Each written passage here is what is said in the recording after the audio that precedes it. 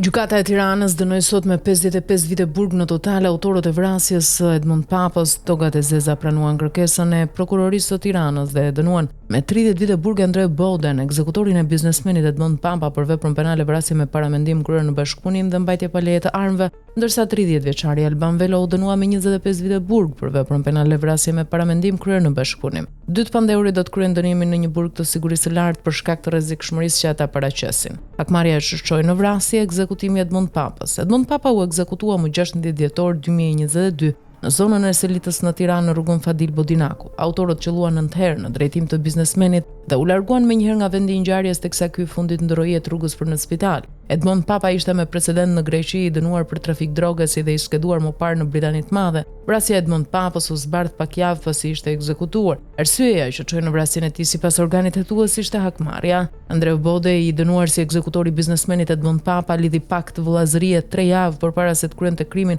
në shenjë hakmarrje për vrasjen e Aleksandr Sadikajt që u vra me tritol në makinë. Në dosjen e prokurorit që evidenton provat për fajësinë e pandeurëve është theksuar dhe momenti që konsiderohet si lidhje e vëllazërisë mes pandeurit dhe Adriatik Kalemit, kushëria Aleksandr Sadikajt. Pandeurit janë lidhje ngushtë shoqërore, Adriatik Kalemi dhe shtetasi Aleksandr Sadikaj që u vra më 1 qershor 2022 në afërsi të Tegut. Lidhjet shoqërore mes këtyre personave provohen ndër të tjera edhe nëpërmjet aktit të ekspertimit të aparatit celular të pandeurit Alban Velo. Në celular është zbuluar një video e datës 27 nëntor 2022 ku shfaqen një pandeuri Andre Bode, Andrea Adriatik Kalemi dhe Artur Kalemi, të cilët pinë gjakun e njëri tjetrit në formë vëllazërie, thekson prokuroria. 3 javë pas kësaj ngjarje, mbrëmjen e 16 dhjetorit 2022, Edmund Papa u vra në verandën e një lokali te Kodra e Diellit pranë shtëpisë së vëllait të tij Kristo Qirici. Prokuroria evidenton edhe një tjetër video të zbuluar në celularin e Velos të datës 13 nëntor 2022, ku i pandeuri Andre Bode dhe Adriatik Kalemi mbajnë në dorë një send në duke armë zjarri tip pistolet. Dyshimet janë se Bode dhe Velo kanë vepruar për llogari të Adriatik Kalemit, me të cilën kanë patur kontakte të vazhdueshme dhe lidhje të forta shoqërore me të. Ditën e ngjarjes rezulton se kanë frekuentuar vendet ku ai ushtron biznesin. Prokuroria thotë se Bode dhe Velo e vëzhguan ditë të tëra viktimën edhe kur ai drekonte, si edhe kur udhëtonte nga Lushnja në Fiera Anasjelltas.